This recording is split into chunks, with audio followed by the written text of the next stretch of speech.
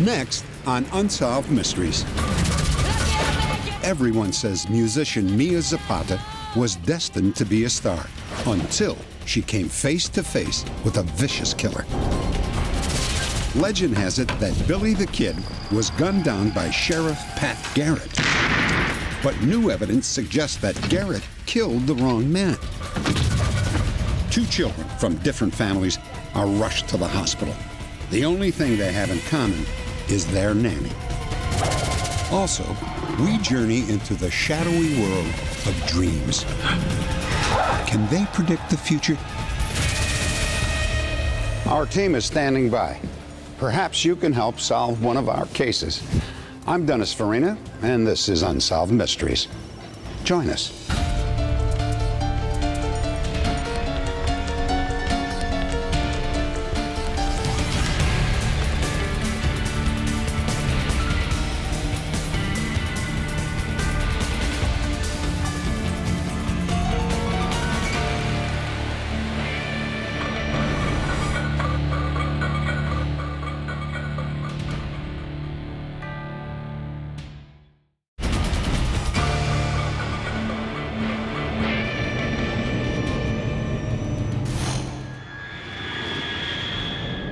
Seattle, Washington.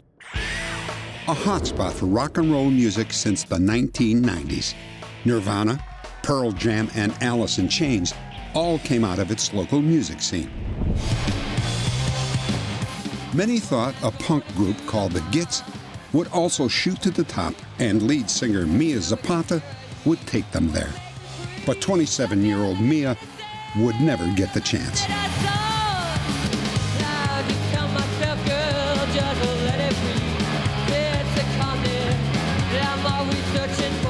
I went through many shows where afterwards people didn't even know I was up on stage because their eyes were so transfixed on Mia.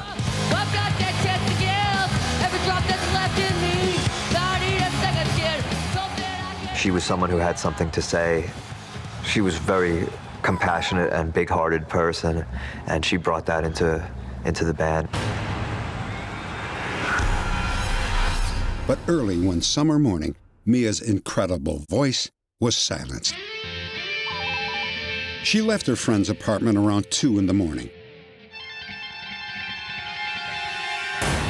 An hour later, her body was found a couple of miles away.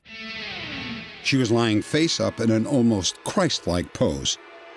Mia Zapata had been raped, beaten, and then strangled to death. No one can understand why this popular young singer had been attacked and murdered. Was her killer an obsessed fan, a jealous enemy, or perhaps just a complete stranger? You might say that Mia was born to be a star. She grew up in Kentucky, the daughter of 2 television executives. It was at Antioch College where she met the other 3 members of her band. After 5 years of performing together, the Gits were attracting the attention of major record companies and planning their first U.S. tour.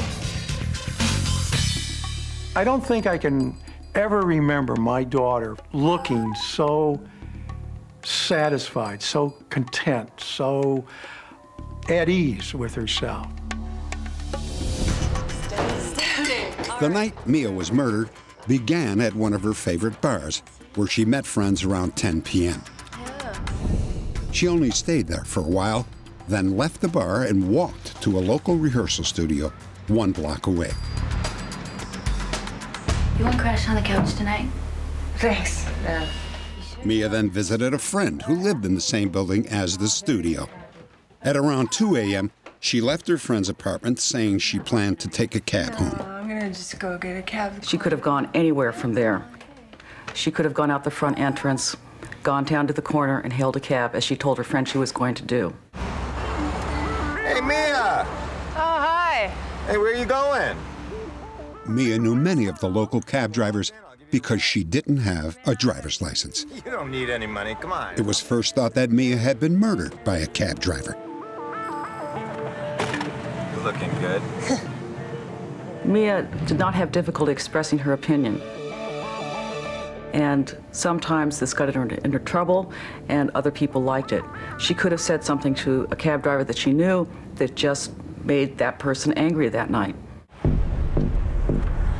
None of the drivers said they had picked up Mia that night, and none of her friends, who would also have been taking cabs, reported seeing her. Then there's theory number 2. She also could have gone into the opposite direction. She lived about 5 blocks away. She could have gone down 11th, past a reservoir, and something could have occurred there. In fact, something did occur, but no one knows if it had anything to do with Mia's death. One of the earliest clues that the police received was from a man who had heard a scream, a terrifying scream that night. He was so distraught by it that he actually rushed to see what was going on, but he saw nothing. He lived, however, very close to the reservoir on 11th, where Mia could have gone. And finally, theory number 3.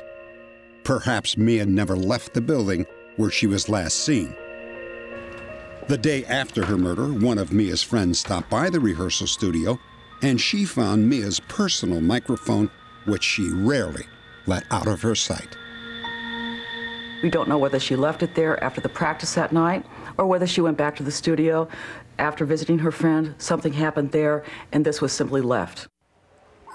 Mia's body was found about 2 miles from the studio and about 3 miles from the street where the man heard the screams. Police thoroughly searched the area, but found nothing. This particular investigation has been difficult because we're faced with a situation where we don't know where the actual crime scene was, where the murder took place. We obviously only know where we found Mia at, which we don't believe is the same.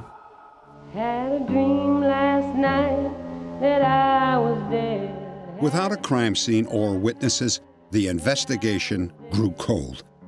However, the pain of Mia's death did not. People really were mad. They were shocked, and people wanted justice, and people wanted to know what had happened. The remaining Gits decided to take action. They hired private investigator Lee Herron and staged benefit concerts to raise money for the investigation. The response was overwhelming. Seattle's leading musicians got involved, including Nirvana and rocker Joan Jett. I want more than anything for them to be able to find out what happened, and so there can be some resolution for everybody, because everyone's been working real hard trying to find this person who did this. The passion of life I have left, I'm gonna use it to sacrifice myself. Well, I just remembered the look on her face of contentment and of accomplishment that last day when we'd finished the tour, and how happy she was and how she was smiling and with a look of real sense of accomplishment, like we had a future. Playing music without Mia is very difficult. The chemistry that we shared as a band, having that gone forever, is a hard reality to face every day. I remember her as one of the warmest, most caring, ultra-talented people I've ever met in my life.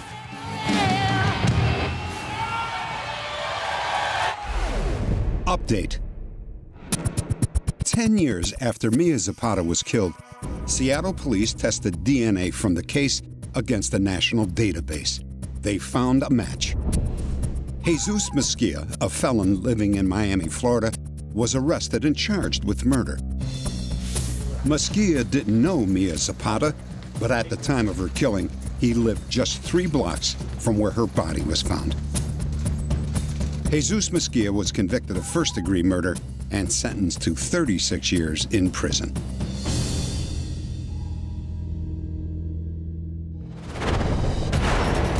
Next, Brushy Bill Roberts of Hyco, Texas, claimed that Billy the Kid was not killed by Sheriff Pat Garrett. Brushy says that he was Billy the Kid.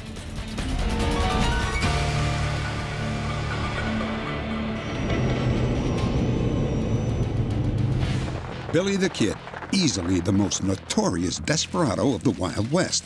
He killed 21 men, one for every year of his young life. History tells us that Billy the Kid was born William Bonney in New York City in 1859. Later, in New Mexico, he fought against rich ranchers in the Lincoln County Cattle War, and that he was sentenced to death for killing Sheriff William Brady. According to most sources, Lincoln County Sheriff Pat Garrett was eager to collect the $500 bounty on Billy the Kid. In July of 1881, he tracked Billy down in Fort Sumner, New Mexico, and killed him. History also tells us that Billy was buried the following day in a simple grave. But now, some people say that history is wrong. That Billy wasn't the man in the grave. This whole legend of Billy the Kid, 90% of what we have heard and been taught as students in schools is not true. 68 years after Billy's death, a man from Texas named Brushy Bill Roberts claimed that he was Billy the Kid. There is no doubt whatever in my mind but what Brushy Bill and Billy the Kid was one and the same person. Historian Donald Lavash disagrees. There is absolutely no comparison whatsoever between Brushy Bill Roberts, known as Ole Partridge Roberts, and William Bonney, alias Billy the Kid. Most historians completely dismiss Brushy Bill's story, but there is evidence to support his claim. Evidence that's hard to ignore. It all started in 1948 when an attorney named William Morrison was told that Billy the Kid might not have died in 1881. A client told him that he had actually fought Billy the Kid in the Lincoln County Wars and that the kid was still alive. And as my father was talking to the man, he referred to Lincoln County. My father said, oh, he said, that's where Billy the Kid, he said, he was killed up there at Pete Maxwell's house. And the man said, oh, no, he wasn't killed. He's still around. Morrison was so intrigued that he decided to do some of his own investigating. He traveled throughout the West talking to other old-timers about Billy the Kid. And he discovered that many thought that Billy was still alive. They said that he was going by the name of Brushy Bill Roberts. William Morrison decided to visit Texas and to talk to Brushy Bill in person. Howdy. William Morrison. Brushy Bill here. I am Billy the Kid. Come on in. We'll talk about this a little further. We must keep in mind that this man did not seek publicity. He did not seek to come out from seclusion. He was drawn out. Come on in. Brushy Bill asked Morrison to help him get the official pardon that New Mexico's governor had promised him back in 1879. I expect a full pardon out of this. But you have to be able to prove to me you are who you say you are. I can do that. I've still got the scars. His scars matched the wounds that Billy had supposedly received during his time as an outlaw. It's from a knife wound down south of the border. There were 17 points of identification of similarity between the two. Both men had small hands and large wrists, protruding teeth, protruding ears, blue eyes, same head size, same boot size, and the weight. There's no record anywhere where there's anything having to do with a boot size of Billy the Kid, a waist size of Billy the Kid, or a hat size of Billy the Kid, nothing. But it does tell us something about his eyes, unequivocally, without question, that they were clear blue eyes. Brushy Bill had speckled eyes. Right over that hill there, We used to camp out. Brushy Bill took William Morrison on a guided tour of some of Billy's former haunts in Lincoln County. Brushy Bill would give incidents that only someone that was actually involved in the Lincoln County War would have known. William Morrison talked to 5 people who knew Billy during the Lincoln County War. Each of them signed sworn statements declaring that Brushy Bill Roberts was indeed Billy the Kid. My father became convinced that this man was Billy the Kid. If this is true, then one puzzling question remains. What really happened on the night the kid was supposedly killed? Brushy Bill said that he was with his girlfriend and his partner, Billy Barlow, at Jesus Silva's home. The following are the exact words Brushy used when he told the story to William Morrison. Silva said if one of us would go next door and get beef, he would cook it for us. I sensed a trap. You go. Me? Yeah. He started out after I refused to leave the house. I thought that Garrett might still be in town, and I wanted to meet him in the daytime so I could beat him to it. Sheriff Garrett and his posse were waiting outside. One of their first shots had killed my partner. I ran out into the yard. I ran through the gate and started shooting at shadows along the house. The first shot struck me in the lower jaw. Another struck me in the shoulder, and then another struck me across the top of my head. When I woke up, a Mexican woman was putting beef tallow on my head to stop the blood. I told her to reload my .44. Then Celsa came running in and said they'd killed Barlow and were passing off his body as mine. She begged me to leave town. Brushy claimed the next day that Billy Barlow was buried in his place. In a normal procedure, the sheriff would have brought the corpse to a place for anyone to witness. He would have demonstrated his guns, his clothing, his boots, his rifle. Pat Garrett did not follow that procedure. He took every precaution to conceal the identity of the corpse. He realized he had killed the wrong man. Pat Garrett enlisted some 21 people that purportedly knew William Bonney. And they assembled, passed by the casket, and said, yes, that's William Bonney, Billy the Kid, in that casket. William Morrison finally believed he had gathered enough evidence to ask the New Mexico governor for a pardon.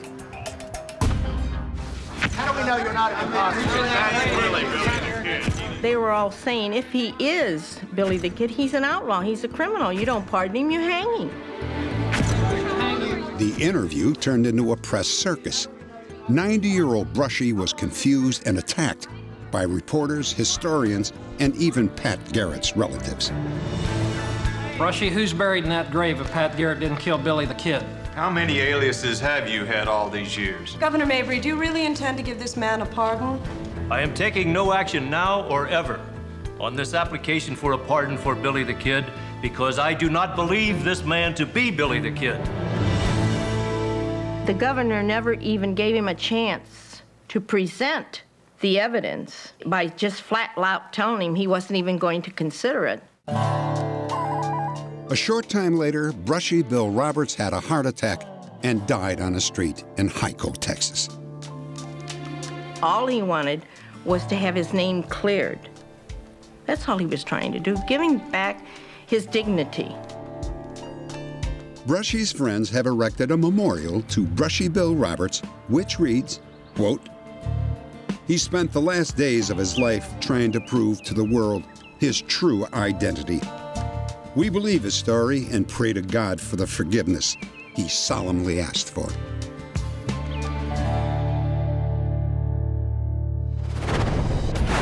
Next, the mysterious injuries of 2 children are traced to an abusive nanny who is now on the run.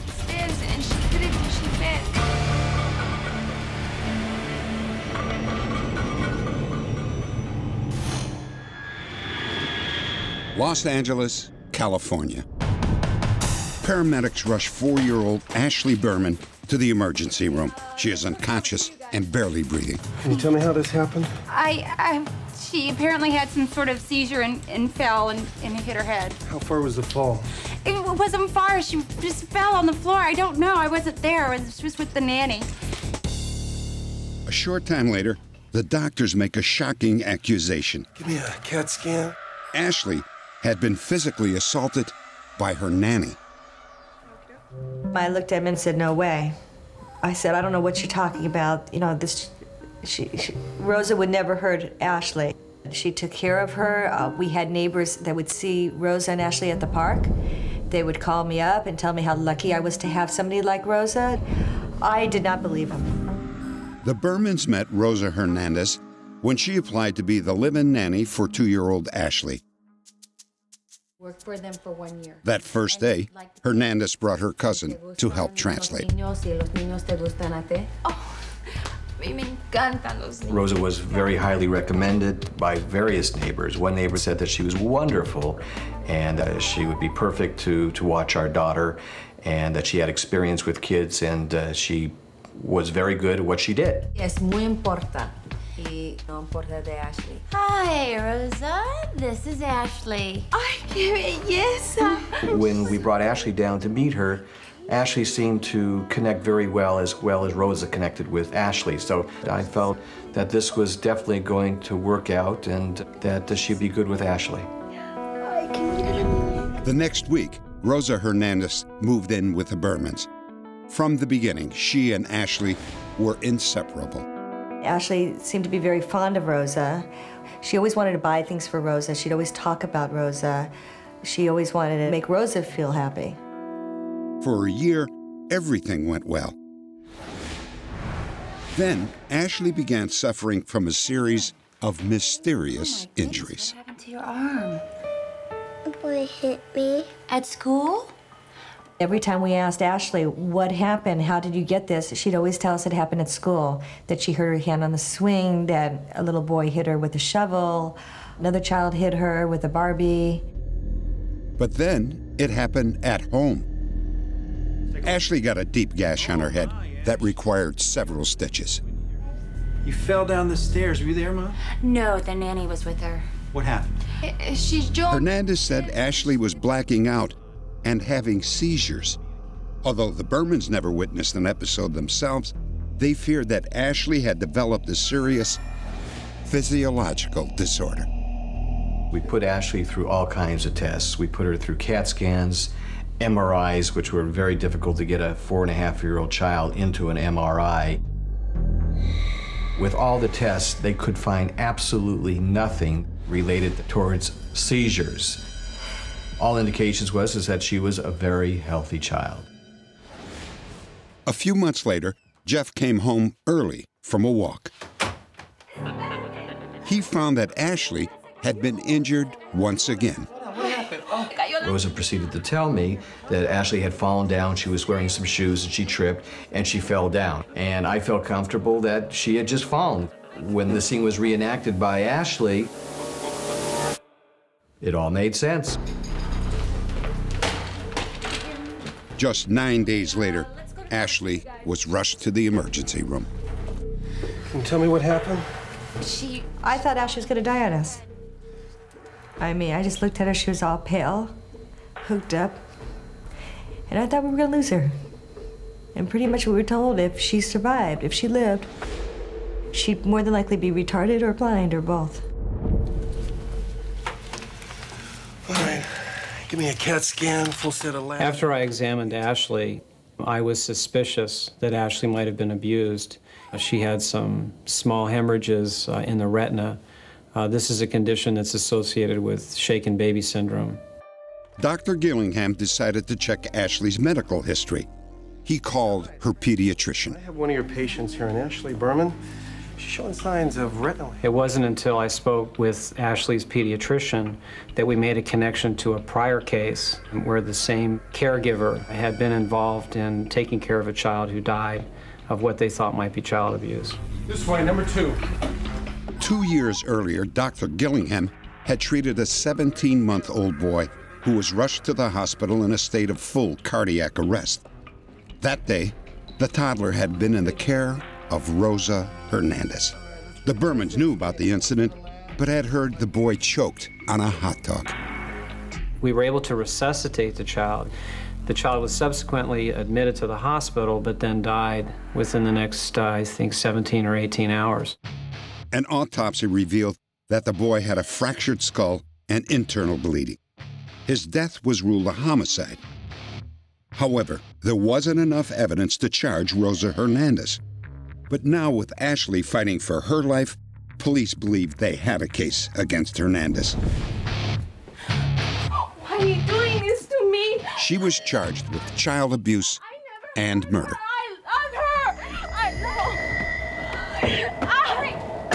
Ashley remained in the hospital for a week. Eventually, she made a full recovery. And with the experience behind her, Ashley was willing to talk about Rosa Hernandez. She used to push me down the steps. I would hide her remote control to get her back, and so she took silverware and hit my nails. And she would also take her earrings and poke them through my nails. And she would bang my head against the walls, the doors, and the wood floors. Hernandez pleaded guilty to involuntary manslaughter and child abuse. Despite protests from the Bermans, she was released on her own recognizance. Rosa Hernandez immediately disappeared. I believe that it's been a long enough period of time that she feels safe, and I fear, and she may be babysitting right now, another child that's going to fall victim to her abuse. Maria Rosa Hernandez is from El Salvador. She's 5 feet 4 inches and weighs approximately 130 pounds. She is a mother of 3. Hernandez speaks broken English and has what appears to be burn scars on her right upper forearm. If you have any information, please log on to our website at Unsolved.com.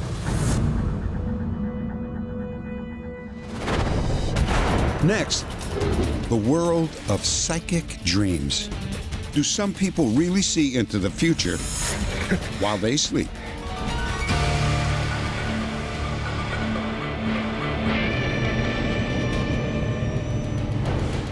Have you ever had a dream that was so vivid you thought it was real?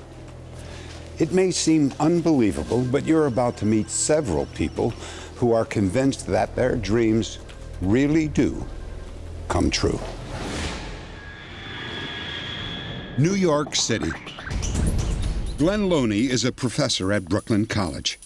His story begins on a cold winter night when he says he had a dream that saved his life.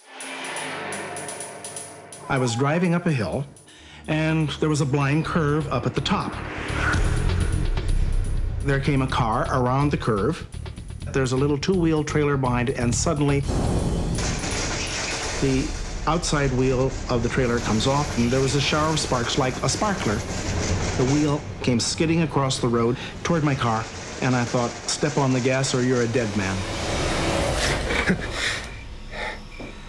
And I woke up in a cold sweat. I never had a dream that I remembered every particular detail of. And it was so vivid as if it had actually happened.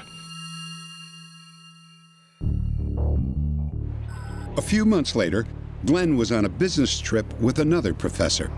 They were driving through a part of the country where they had never been before. How's your classes going, by the way?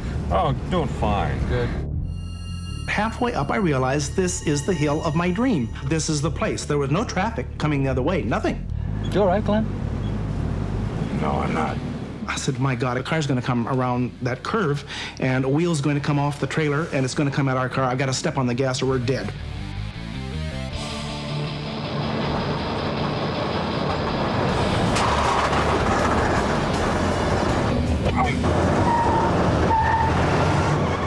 Some would say that what happened to Glenn was just a coincidence.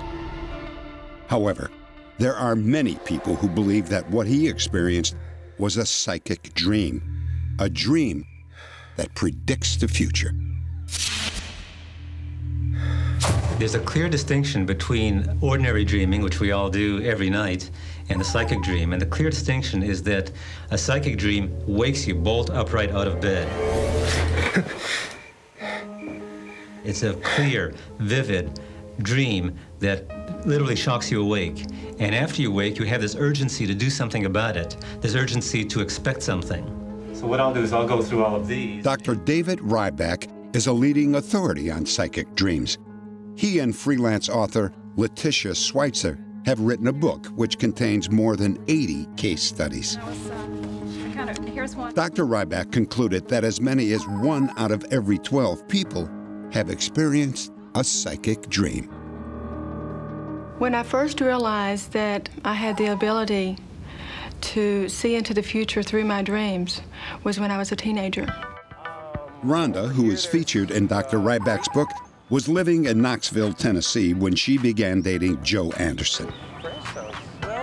Joe went camping for the weekend, and that night Rhonda had a dream that an uninvited guest came to his campsite.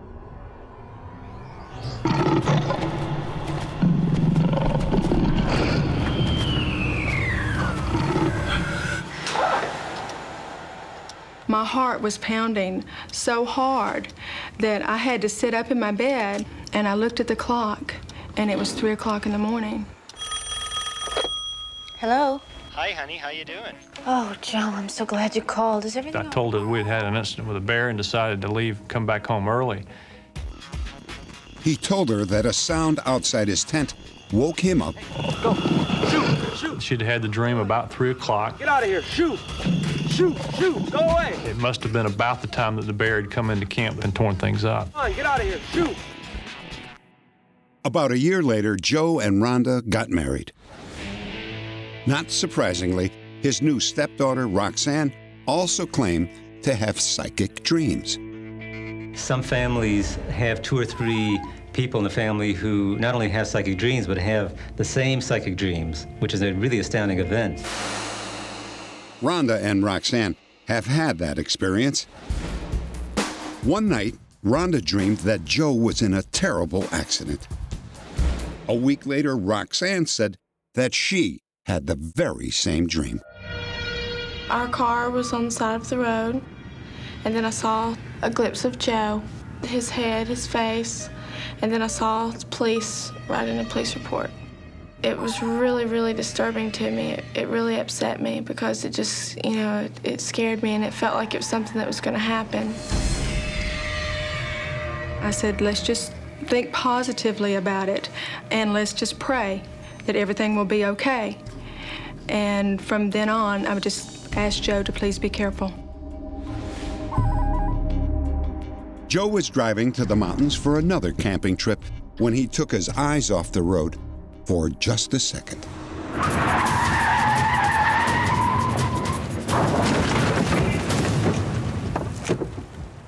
Luckily, I wasn't injured. Of course, the first thing I thought about after that happened was that Rhonda had warned me to be very careful, and I had not paid attention to the road and slid off and had the accident. Had we not warned him over and over again to please be careful, we don't know what would have happened. The Andersons were lucky. Their story had a happy ending. But that wasn't the case for Catherine Webb. Joe, I'm so glad you're back. It's so good to see you. 20-year-old Catherine Webb fell in love with a soldier named Joe Stewart, but they decided not to get married because of family obligations. Yes, I've always regretted that. Instead of being so conscientious about our obligations, we should have thought of ourselves. And though she would marry someone else, Catherine never forgot her first love. Years later, she began having a disturbing, recurring dream. Dr. Reba to ICU. Dr. Reba All I saw was these nurses and doctors, a lot of confusion. The doctor seemed very concerned. This man's been here. Probably working on someone. That would be how it would look. And then it seemed to me that I just got the intuition that it's about Joe Stewart. A short time later, Catherine had another dream. I turned around and Joe was standing there. Joe? Kate, I came to tell you that I died. Joe, I don't understand this. I'll explain. I could smell flowers and fern. Thanks to your prayers, I'll have a Christian burial. And I looked down at the man in the casket. And I came to tell you that I'll always love you.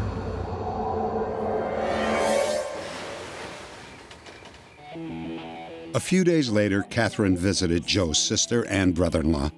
She was shocked to find out that Joe had gone into a coma the same day that she had the first dream. He had died of a brain aneurysm just 2 days before he appeared to Catherine in her dream about the church. Joe came to me in a dream. And when I did tell them, his sister said yes.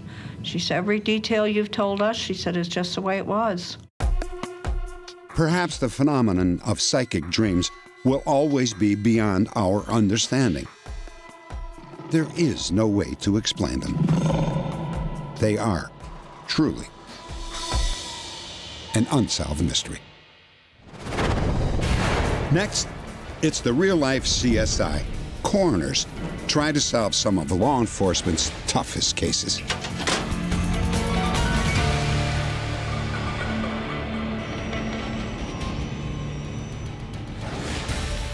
When a coroner is called to the scene of a death, it's their job to remove the body and determine how the victim died.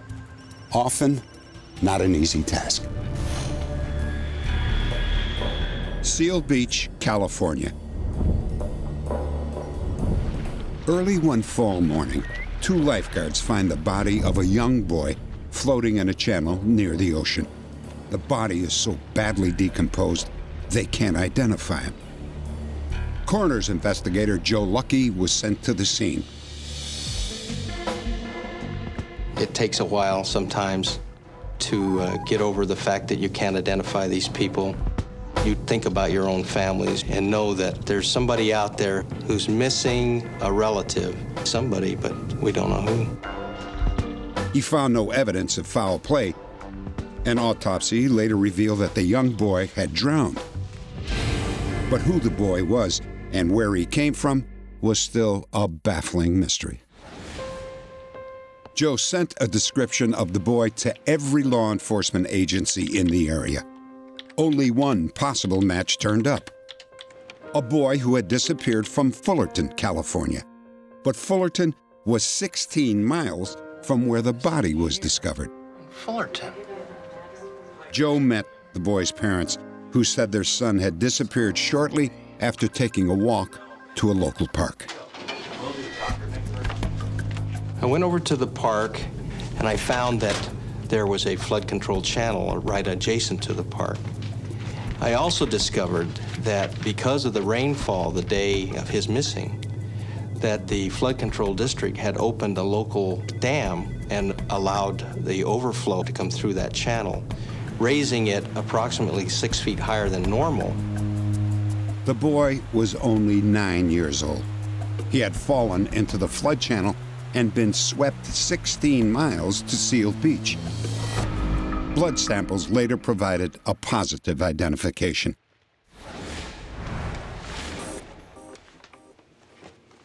But some cases remain unsolved, even after years of investigation. A coroner is probably a good mixture of being a surgeon, a detective, and an attorney. Every day is a challenge. It's new all the time. One case in particular continues to haunt Cullen Ellenberg. The body of a woman in her early 20s was found at the bottom of a steep cliff in Southern California. What do you got? The woman had apparently fallen to her death sometime during the night. We weren't sure at that point if it was an accident or intentional or if she had been pushed.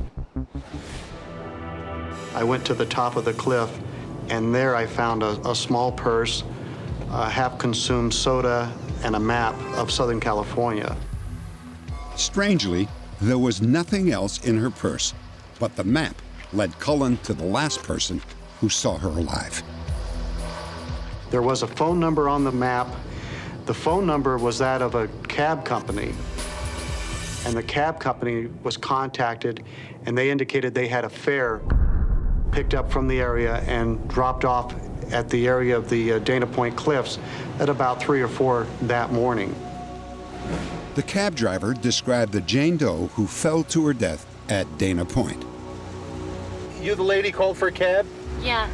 Can you take me? She wanted to go to Laguna Beach, but didn't have enough cash. I only have 18.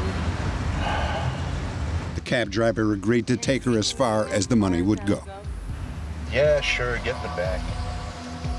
The only thing the taxi driver said was that she had very little to say other than that. She was very quiet, and he didn't notice anything really unusual about her. The meter says 18 bucks, ma'am. That's the best I can do. Thank you. Good night. Goodbye.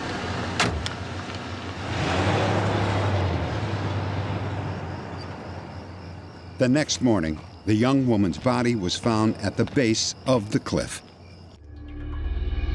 She was 5 feet 8 inches tall and weighed 127 pounds. She had light brown hair, brown eyes, and was wearing what appeared to be secondhand clothing, including a pair of men's underwear. Update. There are new developments in this case. Here's one of our staff with details. After remaining a mystery for 26 years, this case has finally been solved. The remains have been positively identified thanks to DNA testing as those of Holly Jo Glynn. Holly was 21 years old when she died. Her death was ruled a suicide.